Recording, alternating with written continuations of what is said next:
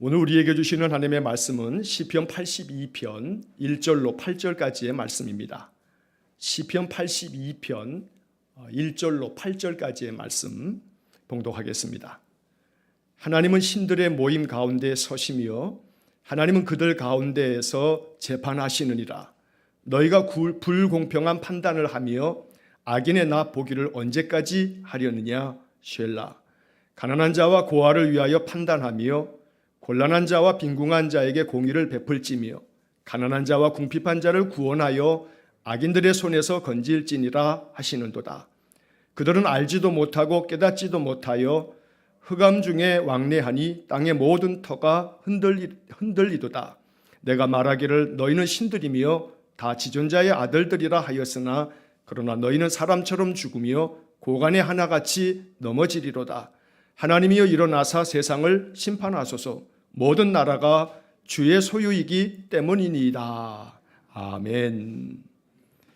주님의 은혜와 평강이 또 이번 한 주간에 가득하시기를 간절히 축원합니다. 자, 우리 옆에 있는 분, 앞에 뒤에 있는 분들하고 한번 축복합니다. 한번 인사 한번 나누겠습니다.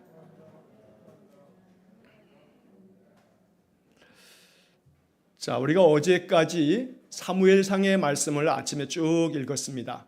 5월 1일서부터 어제 아침까지 사무엘상 31장까지의 모든 말씀 다 읽었고, 그리고 이제 이달 마지막 한 주간 또 며칠 남아 있는데 시편의 말씀이 매일 성경에 편성이 되어 있습니다. 시편의 말씀은 각각의 한 편 한 편이 연결되어져 있는 것이 아니다 보니까 우리가 매일 성경 편집자들이 성경의 큰 이 성경들을 편성을 하고, 그다음에 이제 이렇게 며칠씩 남으면 이제 시편의 말씀들을 또 작은 또 성경의 이야기들을 이렇게 편성을 해서 성경 전체를 이렇게 우리가 묵상하도록 구성을 해놓고 있는 것입니다. 자, 오늘은 우리가 82편의 말씀을 지금까지 쭉 앞에 있는 시편들을 중간중간 이렇게 읽어왔거든요. 그래서 이제 오늘 82편의 말씀을 우리가 읽었습니다. 자, 시편 82편의 이 말씀을 읽으면서 우리가 이제 먼저 또 시편에 대한 이야기를 잠깐 좀 함께 나누고 오늘 본문의 이야기를 함께 묵상하려고 합니다. 자, 시편이 신구약 성경 중에서 제일 많죠, 양이. 시편의 장수가 150편입니다. 시편은 우리가 이제 1장, 2장, 장이라고 말하지 않고 1편, 2편 이렇게 편이라고 보통 표현을 합니다만, 시편 150편까지 되어져 있는 성경에서 가장 많은 분량으로 되어져 있는 그런 책입니다. 자, 그런데 이 시편 150편까지에 나오는 이 많은 성경의 내용들은 주제별로 그 시편이 다루고 있는 그런 이야기들을 이렇게 묶으면 이렇게 분류를 좀 합니다. 시편의 내용들은 첫째로는 찬양 시편이 있습니다. 이 찬양 시편은 하나님을 말 그대로 찬양하는 겁니다. 여호와를 찬양하라, 이제 이런 시편들을 여러분 아마 많이 보셨을 겁니다. 그래서 거룩하신 하나님의 이름을 찬양하는, 하나님 행하신 일들을 찬양하는 그런 시편들이 이 150편 중에서 참 많은 그런 내용을 차지하고 있습니다. 자, 그리고 또 시편에는 이 찬양 시와 더불어서 감사 시편이 있습니다. 여호와께 감사하라, 그는 선하시며 그의 인자하심이 영원함이로다 라고 하는 그런 시편들이 시편에 많습니다. 그래서 하나님께서 베풀어 주신 그 크신 은혜에 대한 감사의 고백이 담겨져 있는 시편이 시편에 또 많이 있는 겁니다. 자, 그 다음에 또 하나의 종류가 뭐가 있냐면 탄식시가 있습니다. 탄식의 시편, 혹은 탄원의 시라고도 부릅니다만, 이 탄식시는 괴로운 인생의 삶 때문에 그 괴로움의 마음을 하나님께 토로하는 그런 시편들입니다. 여러분, 이 탄식시 안에는요 저주의 시편도 있습니다. 무슨 얘기냐면 원수들에 대해서 자기를 계속해서 끊임없이 죽이려는, 또 자기를 너무나 고통 가운데 압박하고 있는 대적들, 원수들에 대해서 하나님 저들을 심판하여 달라 하면서 하나님의 저주가 저들에게 임하기를 원한다 하는 그런 내용의 시도 있다는 겁니다. 그래서 이 탄식시에는 나의 괴로운 마음을 하나님 알아주십시오, 내 괴로움을 좀 풀어주십시오 라고 하는 그런 탄원을 하는 그런 시편들이 또 시편에 많이 담겨져 있습니다. 자, 그리고 또 시편에는 어떤 것이 있냐면 왕이 즉위할 때 왕을 위한 찬양의 노래, 이걸 제왕시라고 하는데 이런 시편도 있고, 메시아가 오실 거다 하는 메시아 예언시도 있고, 또 이스라엘 사람들은 1년에 3차례 꼭 그 3번의 절기에 예루살렘 성전으로 가서 예배해야 되는데 그 성전으로 올라가면서 순례하는 순례자의 시편도 있습니다. 시편 마지막 부분 쪽에 가면 성전으로 올라가는 노래라고 하는 제목이 붙어있는 시편들이 대부분 다 그런 순례 시편이라고 이렇게 말하곤 합니다. 자, 그리고 또 하나가 이제 오늘 우리가 읽은 이 시편 82편이 속해져 있는 그런 내용의 시인데, 그게 뭐냐면 지혜시입니다. 지혜시. 여러분, 성경에는 역사도 있고요, 또 여러 가지 예언도 있고요, 그리고 또 지혜도 있습니다. 우리가 이것을 뭐라고 하냐면 지혜 문학이다 이렇게 말합니다. 이 지혜 문학에 해당되어지는 것이 욥기, 시편, 잠언, 전도서, 아가서, 이러한 책들은 우리 인생들에게 그 삶의 지혜를 가르쳐 준다 해가지고 지혜 문학이다 이렇게 부르기도 합니다. 자, 그런데 이 시편 150편까지 나오는 많은 말씀들 중에 바로 우리 인생에 대하여 지혜를 가르쳐 주는 이 지혜 시편이 한 20개 정도가 있습니다. 그 중에 하나가 오늘 지금 우리가 읽은 82편의 말씀이 됩니다. 자, 그래서 제가 지금 이렇게 쭉 시편에 대한 간략한 이야기를 드리는 것은 시편 150편까지 나오는 말씀들 중에는 여러 주제들이 담겨져 있는데, 오늘 읽은 82편은 그 중에 하나인 지혜가 담겨져 있는, 지혜를 가르쳐주는 지혜 시편이다 라고 하는 것을 우리가 이제 알면서 오늘 이 시편을 바라보게 되면, 아, 그렇구나, 이런 지혜가 필요하구나 라고 하는 것을 우리가 묵상할 수 있다는 것입니다. 여러분, 세상을 살아가는 동안에 많은 것들이 필요합니다만 정말로 필요한 것은 뭐냐면 지혜입니다. 지혜로우면 인생의 삶의 그 어떤 일 앞에서도 항상 내 행할 바를 알게 되고, 그래서 바르게 판단하고 바르게 선택하고 그 선택된 것을 바르게 행할 줄 아는 그러한 은혜가 있는 것입니다. 그래서 사실 우리가 기도하면서 정말로 구해야 할 것은, 하나님, 하늘의 지혜를 주십시오 라고 하는 기도를 정말로 많이 기도해야 합니다. 아이고, 이제 내가 뭔 지혜가 필요하겠어 하시면 안 됩니다. 앞으로 남은 삶에 있어서도 정말로 필요한 것은 하나님 주시는 하늘 지혜입니다. 더더군다나 우리의 자녀손들을 위해서 기도하실 때에는, 하나님, 우리 자녀손들이 인생을 살아갈 때 하나님 주시는 하늘 지혜로 세상을 살게 해 주십시오 라고 하는 기도를 우리가 드릴 수 있어야 됩니다. 그래서 여러분, 우리 자녀들을 위해서, 손자녀들을 위해서 기도하실 때 뭐 건강하고 또 똑똑하고 뭐 여러 가지 지혜롭고 많이 기도합니다만, 그 중에 지혜롭고 라고 하는 것을 여러 가지 열거하는 중에 그냥 여러 가지 중에 하나로 지혜를 구하지 마시고 지혜를 가장 많이 구하시기를 바랍니다. 그러면 지혜가 모든 걸 다 담습니다. 지혜로우면 자신의 삶의 건강한 삶을 위해서 내가 어찌해야 할까를 알게 되는 거죠. 그러니까 사실 우리가 성경을 읽으면서 성경이 우리에게 주는 많은 그런 유익이 있습니다. 예수 믿는 사람들은 이 성경을 선물로 받은 것이고, 성경을 통해서 우리는 굉장히 많은 축복을 얻게 됩니다. 왜냐하면 성경을 통해서 정말로 필요한 지혜를 얻기 때문입니다. 옛날에 한국교회에는 사실 문맹이 많았습니다. 글을 읽지 못하는 성도들도 굉장히 많았습니다.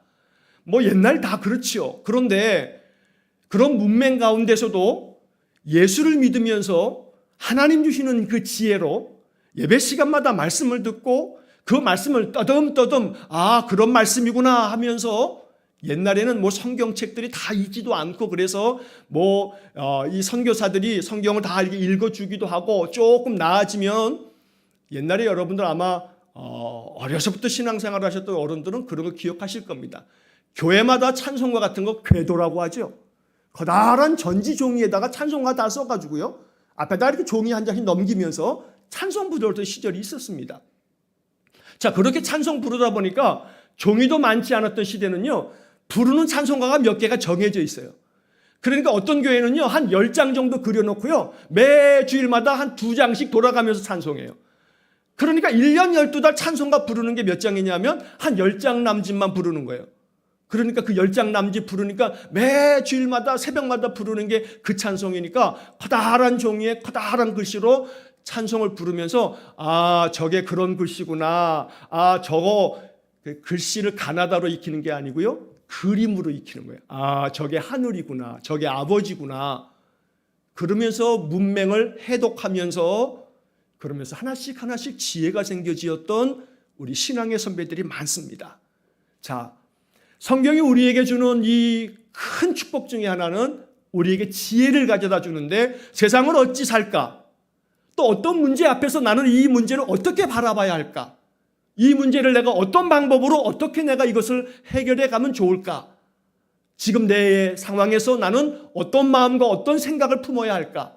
이런 것들을 나도 모르는 사이에 알아차릴 수 있도록 해주는 거, 이게 하나님 주시는 지혜입니다. 그래서 성경의 말씀을 우리가 많이 묵상하며 성경 말씀을 또 듣고 그 말씀 생각하면서 사는 겁니다. 그 중에서 여러분들께 당부드리고 또 정말로 권면하는 것은, 지혜의 책들을 많이 읽는 것은 우리에게 참 양이하게 됩니다. 좀 전에 제가 말씀드렸던 지혜의 시편들, 이 지혜의 말씀들이 담겨져 있는 욥기, 시편, 잠언, 전도서, 아가서, 이것들은 지혜의 말씀들을 가득 담고 있다 해서 이것을 지혜문학이라고 말씀드린다고 제가 이야기 드렸죠. 자, 이처럼 그런 가운데서도 영혼의 비타민 같은 책이 있는데, 그게 뭐냐면 시편의 말씀입니다. 저는 이 시편을 그냥 한마디로 이야기하면 영혼의 비타민이다 라고 이렇게 이야기하고 싶습니다. 여러분, 비타민이라고 하는 말을 풀이하는 여러 가지 이야기가 있습니다만, 위키백과라고 하는 그 인터넷 백과사전에 들어가서 이 비타민이라고 치면요, 비타민에 대한 설명이 이렇게 설명되어 있습니다. 생명체가 살아가는데 중요한 역할을 하는 분자, 이게 비타민이라고 하는 설명입니다. 생명체가 살아가는 데 있어서 중요한 역할을 하는 분자, 이게 비타민입니다. 아마 우리 성도님들 중에 집에 비타민을 이렇게 두고서 늘 드시는 분도 있으실 겁니다. 자, 우리의 영혼의 비타민, 비록 짧지만 이 짧은 몇 개의 구절들을 통해서 이 말씀을 깊이 흡수하면 여기서 우리의 영혼이 아주 말 그대로 바이타민, 사실 우리의 바이탈이 올라가는 겁니다. 우리의 마음에 생기가 솟아나는 것이 시편의 말씀들입니다. 사실 역사서는 참 어려움도 있어요. 선지서는 더 어려워요. 그러다 보니까 읽어도 그것을 잘 풀이하고 그 역사적 배경이나 이런 것들을 알지 못하면 스스로 이 성경의 말씀을 잘 읽어내기가 어려움이 있는 게 사실이에요. 그래서 말씀을 들으면서 하나씩 하나씩 이 말씀의 의미들을 우리가 이제 확인하면서 또 그 말씀을 더 깊이 바라보게 되는데, 시편의 말씀은 그렇지 않아요. 시편의 말씀은 설명이 필요 없어요. 해설을 하지 않아도 돼요. 여러분들이 시편의 말씀은 이 시편 말씀 그대로 여러분들 마음속에 그냥 마음으로 받아들일 만한 지혜가 가득 담겨져 있어요. 그래서 지난번에도 말씀드렸습니다만, 목사가 설교할 때 항상 그 설교, 그 본문이 제일 중요하다고 하듯이 뭐 다 성경책의 말씀이 중요한데, 여러분 이렇게 권면하고 싶어요. 하루에 한 편씩 읽어보세요. 하루에 한 편씩. 하루에 한 편씩 비타민 먹듯이, 영양제 먹듯이 신앙생활의 영적인 영양제, 이 시편입니다. 그래서 지금 우리가 성경 통독하시는 분들은 시편을 지금 읽고 있어요. 우리가 한 140여일째 지금 성경 통독 왔는데, 이 시편을 읽으시면서 사실은 통독이라고 하는 것이 1년에 한 번 읽기 위해서 이렇게 쭉 일정에 따라서 하루에 한 15분 남짓씩 성경 통독을 쭉 하고 있습니다만, 그러나 통독과 더불어서 한 편 한 편을 천천히 읽어가는 게 필요해요. 시편은 소설책이 아닙니다. 말 그대로 시입니다. 시는 천천히 읽는 게 답입니다. 그래서 시를 한 편씩 천천히 읽어가면서 하루하루를 살아가는 거, 내 영혼의 비타민이 된다. 내 영혼에 아주 중요한 역할을 하는 그런 말씀이 된다라고 하는 것을 꼭 기억하시기 바랍니다. 출퇴근하시는 분들은 대중교통 특히나 이용하시는 분들은 성경책 아침에요. 스마트폰 사진기로요. 82편만 탁탁 찍으세요. 그리고 버스, 지하철 가시면서 그 사진 찍으신 걸 딱 이렇게 조금 넓히셔가지고 그 시편을 그날 아침에 가실 때 또 저녁에 퇴근하실 때 그 시편을 계속 읽으시면서 오가셔도 좋습니다. 시편의 말씀을 매일같이 한 편씩 읽어가는 거, 천천히 읽어가는 거, 여기에 지혜가 부어진다 하는 거 잊지 마셔서 정말로 내 인생의 삶의 지혜로움은 말씀에서부터 나오는데 그 말씀 중에 지혜의 보고 지혜의 봄을 참고 시편의 말씀을 통해서 우리의 인생의 삶이 더 지혜로워지기를 주의 이름으로 간절히 축원합니다. 자, 오늘 82편의 말씀을 읽었습니다. 82편 지혜의 시편이라고 좀 전에 말씀을 드렸는데, 자, 82편 맨 위에 보게 되면 아삽의 시라고 하는 그런 표제어가 붙어 있을 겁니다. 예전에도 시편 말씀드릴 때 설명을 드렸습니다만 이 아삽의 시라고 하는 이 제목은 구약 성경은 히브리어로 기록되어 있는데 히브리어 원문에 아삽의 시라고 하는 그런 제목이 붙어 있습니다.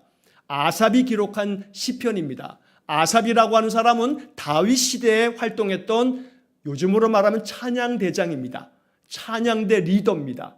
자, 이 사람이 쓴 시편이 여러 편이 됩니다. 자, 이 아삽이 노래한 이 시편을 통해서 우리가 얻게 되어지는 지혜는 뭐냐면 첫째는 하나님은 재판장 되신다 하는 게 오늘 이 성경 이야기의 큰 주제가 됩니다. 하나님이 재판장 되신다.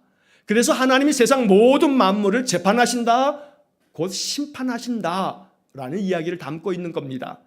여러분 오늘 성경 맨 마지막 8절 말씀을 좀 먼저 한번 보시겠습니다.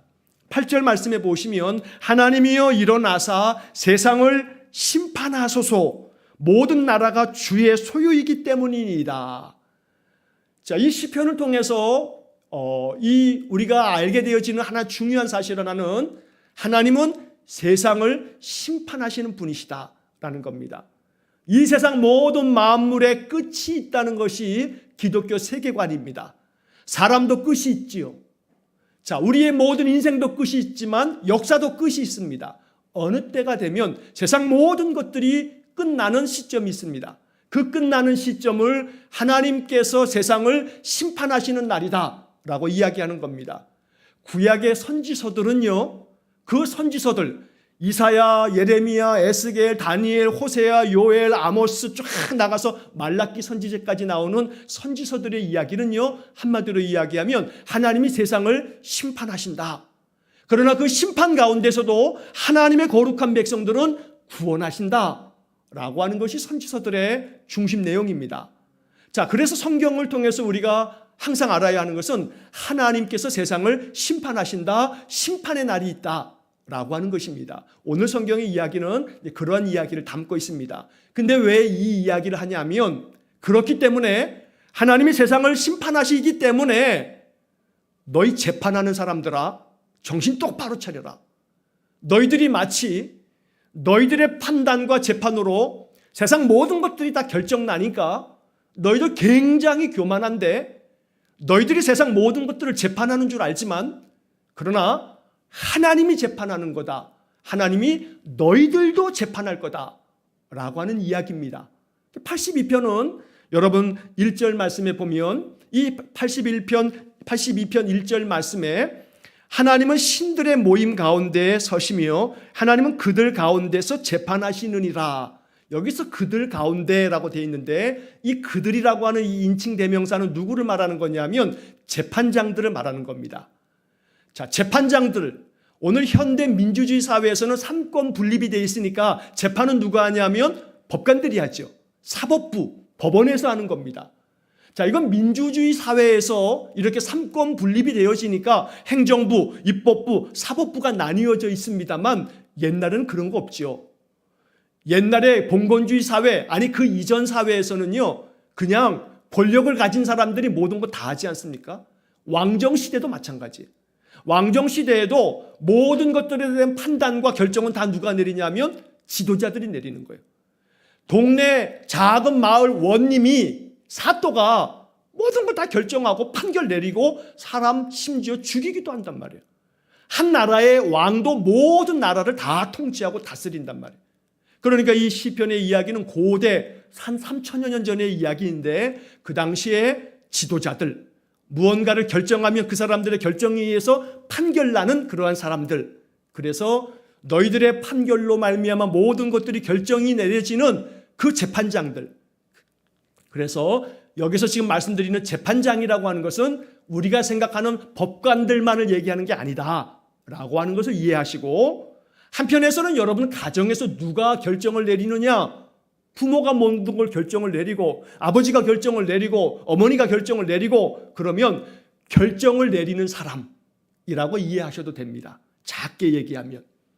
자, 그래 다시 보시면 하나님은 신들의 모임 가운데 서시며 하나님은 그들 가운데에서 재판하시느니라. 신들의 모임 가운데 서신다. 여기 신들이라고 하는 것은 시적인 표현인데 재판하는 사람들이 마치 자기가 신들이 된 것처럼, 마치 자기가 모든 것들을 다 판결하니까 그렇게 자기들을 신들처럼 여겨지는 그러한 사람들의 모임 가운데 하나님이 그들을 재판하신다, 심판하신다 라고 말씀하고 있는 겁니다. 자, 그래서 이 이야기는 이제 그 다음 이야기에 뭐라고 되어 있냐면 2절 말씀 보시면 그래서 이 이야기가 나오는 거구나 라고 하는 것을 우리가 알 수 있습니다. 자, 2절을 보시면 너희가 불공평한 판단을 하며 악인의 낫 보기를 언제까지 하려느냐 쉘라. 3절에 가난한 자와 고아를 위하여 판단하며 곤란한 자와 빈궁한 자에게 공의를 베풀지며 4절 가난한 자와 궁핍한 자를 구원하여 악인들의 손에서 건질지니라 하고 하나님 말씀하시는 겁니다. 자, 이 말은 무슨 뜻이냐면, 자, 2절에서 너희가 재판하는 사람들이, 판결을 내리고 결정을 내리는 사람들이 불공평한 판단을 하며 악인의 낫 보기를 언제까지 하려느냐. 무언가 판결을 내리는 왕이나 어떤 지도자나 어떤 재판관들이 판결을 내릴 때 공평하게 판단하지 아니하고 불공평한 판단을 하더라는 겁니다. 우리나라도 지금도 여전합니다만 얼마 전까지만 하더라도 사법개혁 막 그러면서 사법부를 개혁해야 된다 이런 어떤 뉴스들을 많이 보시지 않았습니까?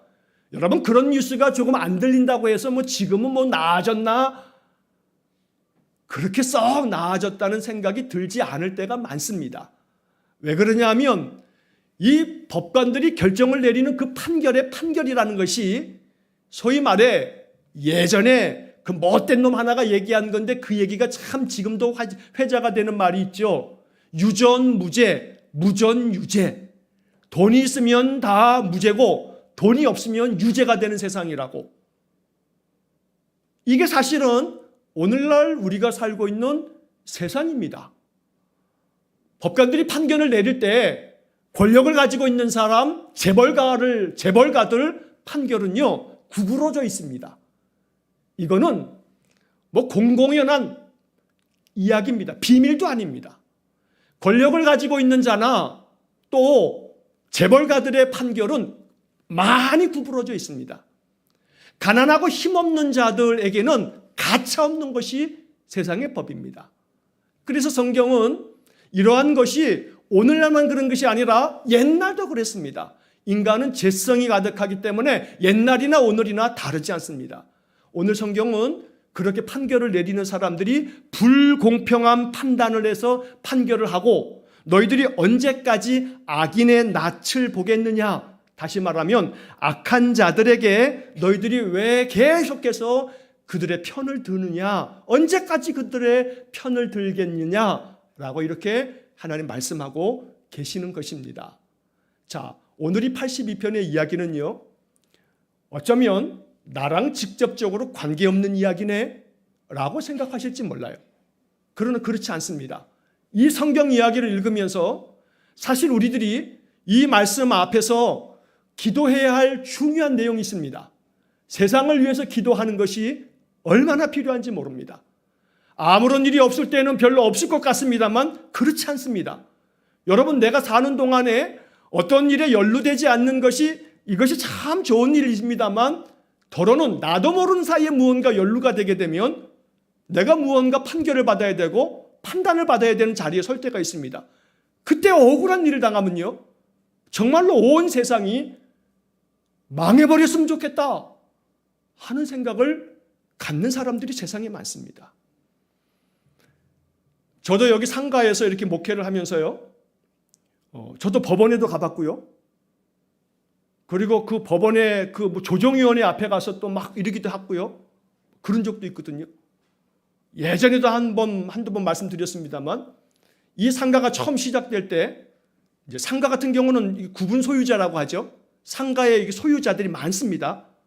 그래서 이 구분 소유자들의 모임이 이제 관리단이라고 하는 것이 있는데, 제가 이제 초창기에 관리단에 이제 임원으로 같이 이렇게 이 건물에 대한 것들을 관리하는 일에 참여를 한 적이 있는데, 근데 이 상가라고 하는 것을 제가 이렇게 교회를 여기서 하면서 여러 가지를 참 많이 경험을 하는데, 이제 상가에 초창기에는 공실이 많이 있었습니다.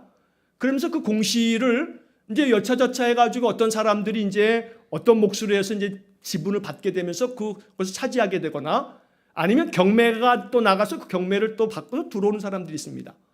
근데 이 경매를 받고 들어온 어떤 한 구분 소유자가 경매를 받고 들어올 때는, 그때는 이 관리비가 계속 미납되어 있기 때문에 미납 관리비를 납부하고 들어와야 됩니다. 공실에 대한 미납 관리비. 근데 그것조차도 안 내려고 여러 가지 수를 쓰는데, 와, 제가 놀랬습니다. 이렇게도 수를 쓰는구나.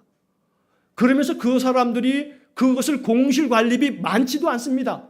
근데 그걸 안 내겠다고 여러 가지 이것저것 그동안에 사진도 찍고 뭣도 하고 막 그래가지고 관리단 임원들을 고소해가지고, 관리단 회장이 있었고 제가 총무를 맡았는데, 그래서 피고소인의 신분으로 제가 법원에도 가서 여러 가지 그러면서 내용 증명도 여러 번 왔다 갔다 막 이제 해대고, 와, 저한테 막 쌍욕을 해대면서, 그런 꼴을 보면서 그래도 제가 판사가 참 지혜롭게 모든 상황을 깊이 바라보고 모든 문서들을 다 읽고 잘 판결하고 있구나 라고 하는 생각이 그때 들었습니다. 그 전에는 또 여기 상가일 때문에 제가 일산 동부경찰서에 경제과도 갔다 온 적이 있습니다. 가가지고 조서도 다 써보고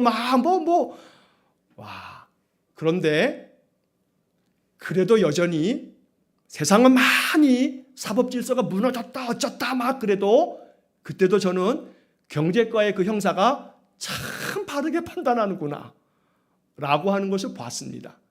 그래서 세상에는 미꾸라지들이 몇 명이 있긴 하지만 많은 법관들이, 많은 이 사법 질서를 지켜가는 경찰관들이나 많은 분들이 상식과 바른 판단 하에 이 땅을 지켜가고 있구나 라고 하는 것을 저는 경험했습니다.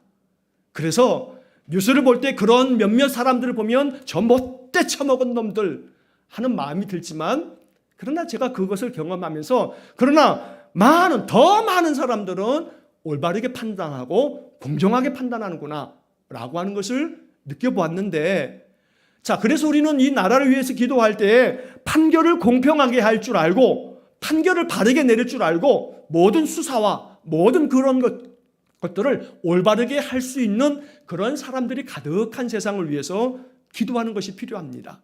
자, 오늘 성경은 이제 그런 이야기를 하면서 3절 말씀에서 가난한 자와 고아를 위하여 판단하며 곤란한 자와 빈궁한 자에게 공의를 베풀지며 가난한 자와 궁핍한 자를 구원하여 악인들의 손에서 건질지니라. 이 이야기가 오늘 우리가 생각해 봐야 할 묵상의 말씀입니다. 자, 이 이야기를 통해서 하나님 하시는 말씀이 있습니다. 가난한 자와 고아를 위해서 판단하며, 이 판단하며라고 하는 단어가 세번역 성경은 변호해 주며 라고 되어 있고, 그리고 쉬운 성경에서는 돌보아 주며 라고 되어 있습니다. 잘 보살펴 주며. 자, 쉬운 성경으로 이 3절 말씀을 보면 약한 자와 고아를 보살펴 주고 가난한 자와 고통받는 자의 권리를 찾아주어라 라고 되어 있습니다. 가난한 자와 또 고통받는 자와 약한 자와 고아를 보살펴주고 그들의 권리를 찾아주어라. 그들의 권리를 찾아주어라.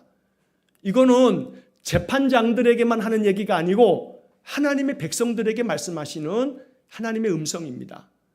가난하고 힘없고 연약하고 약한 사람들을 도와주며 보살펴주며 그들의 권리를 찾아주어라. 그래서 여러분들 뉴스를 보실 때 힘없고 연약한 자들이 막 데모하는 뉴스들이 있죠. 그 데모하는 뉴스들이 나오면 에이 저런 못된 놈들이라고만 하지 마시고 여러분 스마트폰으로 거기 네이버도 있고 인터넷 들어가시잖아요. 그러면 그 뉴스를 한번 검색해 보면 방송 기자들이 마이크 들고 화면에서 보여지는 거 하고 말고 그런 거 말고 글로 되어져 있는 글자로 되어져 있는 신문을 여러분 쭉쭉 한번 읽어보십시오. 근데 신문을 읽으실 때에는 꼭 두 종류를 읽으셔야 됩니다. 한 종류는 보수적인 신문이 있습니다. 한쪽에는 좀 진보적인 신문이 있습니다. 그래서 지혜로운 판단을 하기 위해서는 보수적인 신문과 진보적인 신문을 같이 읽는 게 꼭 필요합니다. 그렇지 않으면 한쪽만 바라봅니다. 보수적인 신문은 대표적으로 조선일보, 중앙일보, 동아일보, 보수적인 신문입니다. 진보적인 신문은 경향신문, 한겨레 신문. 이게 좀 진보적인 신문입니다. 저는 아침마다 새벽 예배 마치고 성경 통독까지 여러분 다 올려드리고 난 다음에 아침에 사설을 봅니다. 시간이 조금 있을 때에는 가급적 이 5개 신문사의 사설을 인터넷으로 제가 클릭해가지고 가급적 다 봅니다. 보수적인 신문에서 이야기하는 똑같은 A라는 사건을 보수적인 신문과 진보적인 신문에서 이 사건을 딱 읽으면요, 모자이크가 딱 맞춰지듯이 그런 거였구만 하고 판단이 생겨집니다. 만약에 어느 한쪽에 한쪽 부분만 읽게 되게 되면 편향된 사고가 생깁니다. 그래서 세상을 바라보면서 우리의 마음속에는 세상은 양날개로 날아가는 겁니다. 한쪽 날개로만 날 수는 없습니다. 그래서 세상을 바라보는 우리의 관점이 보수적이면서 진보적인 그런 모든 생각들이 균형 있게 잘 형성이 돼야 바른 판단을 합니다. 이게 영적인 훈련입니다. 여러분, 칼 바르트라고 하는 20세기의 위대한 신학자가 있습니다. 마치 저 신약 시대에는 바울이 있었던 것처럼, 초대교회에는 어거스틴이 있었던 것처럼, 중세교회에는 루터가 있었던 것처럼 근대 교회에는 칼 바르트를 꼽습니다. 근데 이 칼 바르트라는 신학자가 뭐라 하냐면 한 손에는 성경을, 한 손에는 신문을. 여기서 뭐가 주어지냐면 지혜가 주어진다라는 겁니다. 한쪽에는 성경을 들고 한쪽에는 신문을 드는 것이 세상을 살아가는 성도의 지혜인데, 그 신문을 들 때는 보수적인 신문과 진보적인 신문을 균형 있게 바라볼 줄 아는 마음이 있어야 됩니다. 오늘은 이 82편에 대한 이 말씀은 그러한 어떠한 세상을 바라보는 관점과 역사를 이야기하는 것이기 때문에 오늘 제가 이런 말씀들을 드리는 것입니다.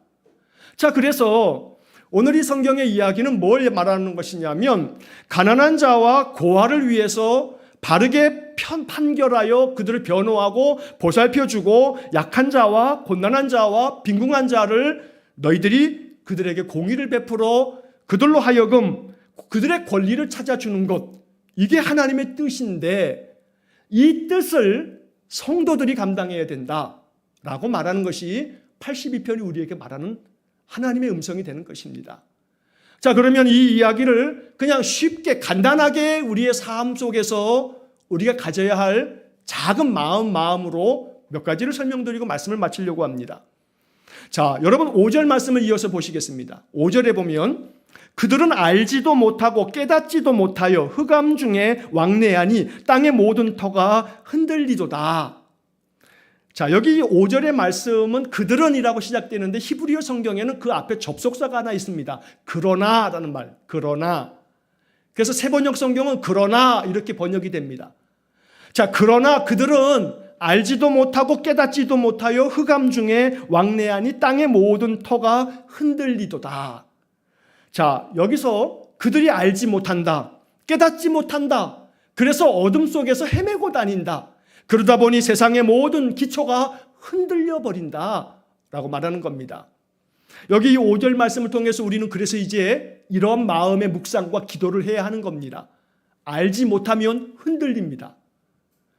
세상이 하나님의 창조 질서와 하나님의 공의와 법도를 알지 못하고 깨닫지 못하다 보니까 가난하고 힘없는 자들에 대해서는 판결을 구부러뜨리고 권력자와 가진 자들에 대해서는 그들이 원하는 대로 판결하고 힘없고 연약한 자들을 돌보아주지 아니하고 그들을 변호하지 않다 보니까 세상에는 불평과 불만으로 가득 차고 억울한 이들이 가득 차지면서 이 세상이 안정된 기초가 아니라 모든 터가 흔들리도다라고 말하는 겁니다. 그래서 이 이야기를 통해서 하나님 우리에게 말씀하시는 것은 뭐냐면 알지 못하고 깨닫지 못하면 계속 엉뚱한 방향으로 나가는 거죠. 그래서 알아야 되겠고 깨달아야 된다는 겁니다. 이렇게 알아차리는 것, 깨닫는 것이 뭐냐면 지혜죠. 그러니까 내 삶 속에서 하나님 알지 못하고 깨닫지 못해서 흑암 중에 왕래하며 흑암 중에 왕래한다는 것이 어두움 가운데 헤맨다라고 세번역과 쉬운 성경 번역하고 있습니다. 그래서 알아야겠고 깨달아야 합니다. 그래야 어둠 속에서 헤매이지 않습니다.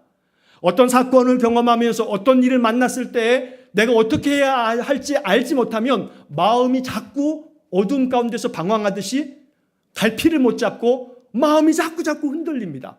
땅의 모든 터가 흔들린다는 이야기가 바로 그런 이야기입니다. 그래서 이 4절에 5절의 이 말씀을 우리의 작은 삶 속에서 적용을 하자면 내가 인생 삶 속에서 어떠한 일이 됐든지 간에 이 모든 일들을 잘 알고 잘 깨닫고 내가 어떻게 해야 할 바를 잘 알면 어둠 가운데서 헤매지 아니하고 바른 길을 잘 찾아서 그 길을 걸어감으로 흔들림이 없이 인생의 삶을 살아가는데 그렇지 않으면 한 개인도 흔들리고 세상도 흔들린다라고 말하는 겁니다. 그러니까 알아차려야 되고 또 깨달아야 하고 이것이 중요한데 이 알아차림과 깨닫기 위해서 필요한 것이 하나님을 구하고 하나님 찾는 겁니다. 하나님께서 우리에게 알아차리도록 알지 못하는 것은 알게 하시고 깨닫지 못한 것은 깨닫게 하시고 그럴 때 바로 우리의 인생의 삶 속에 하나님의 그 하늘 지혜가 임함으로 우리의 삶이 흔들림 없이 어둠 가운데 헤매임 없이 인생을 살아갈 수 있다고 말씀하고 있는 것입니다. 자, 그래서 이 5절의 말씀을 묵상하면서 우리는 우리 자신의 작은 삶 속에서도 마찬가지고 인생의 삶에서도 마찬가지고 성도들이 신앙의 삶을 살아가는 동안에도 역시 마찬가지고 우리들이 정말로 알아야 할 것이 있고 깨달아야 할 것이 있는데 바로 그것은 뭐냐면 하나님이 무엇에 관심을 가지고 있고 하나님이 하늘 지혜를 주실 때 누구에게 하늘 지혜를 주시며 하나님이 정말로 귀히 여기고 중히 여기시는 것이 무엇인가 라고 하는 것을 우리가 성경을 통해서 발견해야 되는 겁니다. 여러분 성경 한 구절을 제가 말씀드립니다. 신약성경 야고보서 1장 27절의 말씀입니다. 야고보서 1장 27절에 아주 중요한 구절이 한 구절 나옵니다. 자, 제가 읽어드리겠습니다. 야고보서 1장 27절에 보면 하나님 아버지 앞에서 정결하고 더러움이 없는 경건은 곧 고아와 과부를 그 환난 중에 돌보고 또 자기를 지켜 세속에 물들지 아니하는 그것이니라. 이게 하나님 아버지께서 귀하게 여기시는 그러한 경건이라고 말하는 겁니다. 여러분 경건이라고 하는 게 우리의 신앙의 그 하나님 앞에서 우리가 지켜가야 될 신실한 믿음, 이게 경건입니다. 우리 교단의 신학교인 장로의 신학대학의 학교의 교훈이 뭐냐면 경건과 학문입니다. 경건이라고 하는 것은 우리가 하나님 앞에서 가져야 될 진실하고 신실한 믿음, 이게 경건인데 참된 믿음이라고 하는 것은 고아와 과부를 그 환난 중에서 돌보고 또 자기를 지켜서 세속에 물들지 아니하는 그것이니라 라고 말하고 있는 겁니다. 자, 여기서 이 야고보서 1장 27절이 우리에게 주는 중요한 메시지가 있는데 바로 고아와 과부를 돌보고 오늘 본문 시편 82편의 말씀에서는 가난한 자와 고아를 위하여 판단하며 곤난한 자와 빈궁한 자에게 공의를 베풀며 가난한 자와 궁핍한 자를 구원하여 악인의 손에서 그들을 건져내라 라고 하는 말씀이 나옵니다. 그래서 이 말씀을 이제 우리의 생활 속에서 여러분 주변을 돌아보시고 여러분 주변을 살펴보시다 보면 아마도 여러분 주변에 가깝게 어쩌면 만나는 사람들 중에 이 땅에 들어와 살고 있는 많은 나그네들이 있습니다. 오늘날 이 땅에 들어와 살고 있는 많은 나그네들이 우리가 그저 생활 속에서 쉽게 만날 수 있는 사람들이 많습니다. 여러분 식당에 가게 되면 제중 동포들이 와서 일하는 사람들 많습니다. 우리는 소위 그들을 조선족이라고 말합니다. 사실은 조선족이라고 하는 말은 썩 유쾌한 표현은 아닙니다. 조선족이라고 이제 하지 마시고 제중 동포라고 말하시기 바랍니다. 일본 땅에 사는 우리나라 사람들을 제일동포 그러지요. 그런 것처럼 중국에 살고 있는 우리 동포들이라 해서 그들을 뭐라고 해야 되냐면 제중동포라고 하는 말이 그들을 존중하는 표현이 됩니다. 식당에 가면 제중동포들이 일하시는 분들이 많이 있습니다. 또한 우리가 일하는 여러 곳에 외국인 근로자들, 노동자들도 많이 와 있습니다. 주변에 우리가 만나는 사람들 중에 그러한 이들이 참 많고요. 잘 드러나지는 않습니다만 북한 이탈 주민들도요. 탈북민이다라고 말하는 것들이 자꾸 우리나라 사회에서 편견과 또 여러 가지 불필요한 사람들의 어떤 왜곡된 시선이 있다 보니까 북한 이탈 주민들이요 대부분 다 나 조선족이요 라고 이야기를 합니다. 왜냐하면 조선족이나 북한 이탈 주민들이나 말투가 거의 비슷한 부분이 많아가지고 그냥 조선족이라고 말하지 탈북민이라고 북한 이탈 주민이라고 말하는 사람들이 많지 않습니다. 그러다 보니까 우리 주변에는 사실은 우리가 알지 못하는 사이에 우리는 그냥 이 땅에서 먼저 살고 있는, 그래서 그냥 우리는 선주민이라고 말합니다. 우리는 여기서 익숙하게 살고 있지만 우리 주변에는 사실은 이 땅에 들어와 살고 있는 많은 힘없고 연약하고 또 어떻게 살아가기 어려운 그런 이들이 참 많다는 겁니다.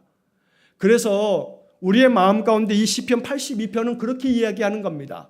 그들을 향한 긍휼의 마음, 그들에 대한 따뜻한 시선, 그리고 할 수 있는 한 그들을 위한 작은 손을 내밀 줄 아는 한마디 힘이 되어지는 그런 말들과 그들을 도울 수 있는 선한 행실들, 이게 바로 하나님께서 귀하게 여기는 경건이다 라고 말하는 것입니다. 우리의 시각을 좀 바꿀 필요가 있습니다. 우리는 우리의 믿음이 예배를 통해서 하나님 앞에 열심히 기도하고 찬송하고 말씀 보고 예배하는 이 종교적 활동이 하나님이 가장 귀하게 여기시는 믿음처럼 혹시 그렇게 여길지 모릅니다. 그런데 선지서를 읽다 보면 북이스라엘과 남유다가 왜 망했냐면 우상을 섬기는 이유도 많습니다만 그들이 하나님의 공의대로 세상을 살지 않았기 때문에 심판하는 말씀들이 매우 많이 나옵니다. 그래서 우리는 이 시편 82편이 어쩌면 이 말씀은 우리에게 인생을 살아가는 참된 지혜는 하나님이 기뻐하시고 바라시는 삶을 살아가는 것인데 우리 주변에 있는 연약한 이들을 향한 따뜻한 마음과 긍휼한 마음으로 그들을 변호하고 그들을 보살피며 그들을 위해서 우리의 손을 내밀 줄 아는 그런 삶이 하나님께서 기뻐하시는 삶이라고 말씀하고 있는 겁니다. 이 땅에 있는 우리의 돌아보면 우리 주변에 있는 사람들 가운데서 우리의 따뜻한 말 한마디가 필요한 사람들이 있고 도움의 손이 필요한 이들이 있습니다. 우리 교회가 정말로 소망하는 것은 작아도 우리 교회가 할 수 있는 한에 힘을 다해서 바로 이 땅에서 사회적 책무를 잘 감당하는 것, 이것이 바로 하나님께서 바라고 원하시는 하나님의 경건이라고 말씀하고 있는 겁니다. 제가 오늘 이 82편의 말씀을 묵상하면서 오늘 말씀의 제목을 성도의 사회적 책임이라고 이렇게 제목을 잡았습니다. 이 세상을 살아가면서 우리들은 이 땅에서 성도이기 때문에 그리스도인이기 때문에 사회적 책임이 우리에게 있습니다. 그 사회적 책임은 다름 아닌 여러분들이 여러분들의 삶의 자리에서 만나는 나 아닌 타인에게 주님의 마음으로 그들을 만나며 주님의 마음으로 그들을 대하고 그들에게 말할 줄 아는 그런 마음에서부터 시작되어지는 것입니다. 그렇게 될 때 하나님께서 우리를 심판하시는 날 착하고 충성된 종이라고 칭찬하신다는 겁니다. 여러분, 이어지는 6절, 7절 말씀을 또 8절 말씀을 마지막으로 정리합니다. 6절에 보면 내가 말하기를 너희는 신들이며 다 지존자의 아들이라 하였으나 그러나 너희는 사람처럼 죽으며 고간에 하나같이 넘어지리로다. 이 6절과 7절의 말씀은 무슨 얘기냐면 하나님께서 말씀하시기를 너희는 신들이다. 이 얘기는 너희들은 하나님의 자녀다. 지존자의 아들이라고 하는 것은 지존하신 하나님의 자녀들이다. 그래서 너희들은 마치 신의 성품을 가지고 있는 하나님의 거룩한 자녀이니 신들처럼 하나님처럼 하나님의 마음 가지고 세상을 살아가야 되는 사람들이다. 그러니 지존자의 자녀들인데 그러나 너희가 바로 하나님의 지존자의 자녀로서 살지 못함으로 말미암아 너희들이 알아야 될 것이 있다. 너희들은 사람처럼 죽으며 고간에 하나같이 넘어지리로다 라고 말하는 겁니다. 이 이야기는 이 시편 82편의 결론과도 같은 얘기인데 너희들 다 죽는다. 죽고 난 다음에는 어떤 고간 대작이나 왕이라 할지라도 너희 모든 인생들은 죽는데 그때 하나님은 너희들을 심판하신다. 바로 이 시편 82편은 우리의 인생의 가장 본질을 알려주면서 이것이 지혜다 라고 말하는 겁니다. 메멘토 모리, 죽음을 기억해라. 이게 로마의 많은 장수들이, 로마의 황제들이 로마 제국이 얼마나 큰 영토를 만들었습니까? 그런데 그렇게 개선 장군처럼 승리하고 돌아올 때 이 로마의 황제들과 장군들은 그 개선 장군처럼 큰 말을 타고서 많은 군사들과 전리품들을 가지고 로마로 향해서 입성하면서 저 뒤따르는 사람들에게 뭐라고 시키냐면 메멘토 모리, 메멘토 모리 하고 외치게 만들었답니다. 메멘토 모리가 뭐냐면 메멘토 기억해라, 모리 죽음을 이라고 하는 라틴어입니다. 메멘토 모리 승리하고 개선하는 개선 장군의 뒤에서 메멘토 모리를 외치면서 죽음을 기억해라, 죽음을 기억해라. 너도 이번 전쟁에서 승리하고 네가 개선 장군으로 들어가지만 너는 다음번 전쟁에서 죽을 수도 있어. 그러니 너 다음번 전쟁에서 죽을 수 있으니 지금 이 전쟁에서 승리했다고 교만하지 말아라 라고 하는 외침을 외치게 했다는 겁니다. 오늘 82편이 그런 이야기를 하는 겁니다. 세상을 살아가면서 정말로 지혜로운 인생의 삶은 하나님 앞에서 8절에 말하는 것처럼 하나님이여 일어나사 세상을 심판하소서. 하나님이 세상을 심판하시는 그때가 있다는 겁니다.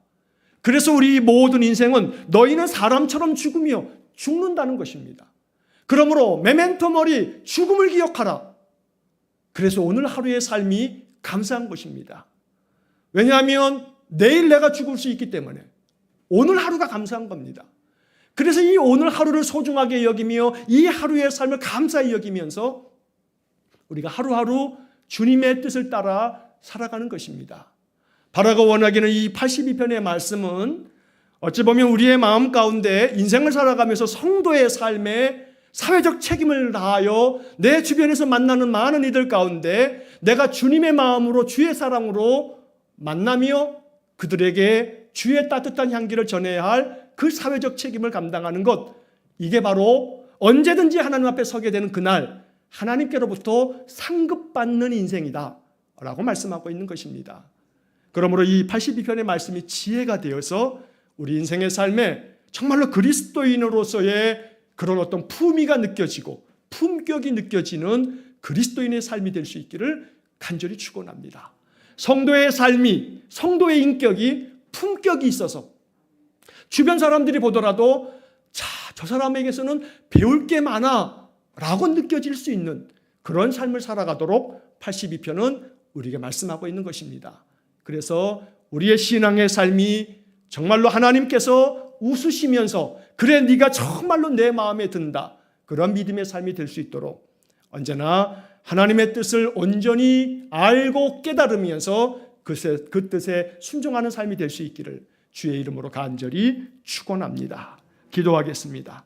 거룩하신 하나님, 인생의 삶 속에서 하나님의 뜻을 잘 알고 깨달아서 하나님께서 바라고 원하시는 바를 이 땅에서 행하며 사는 저희 모두가 되게 해 주옵소서. 우리가 보살피고 또 권리를 찾아주듯이 살펴주어야 하고 공의롭게 행해야 할 일들이 많습니다.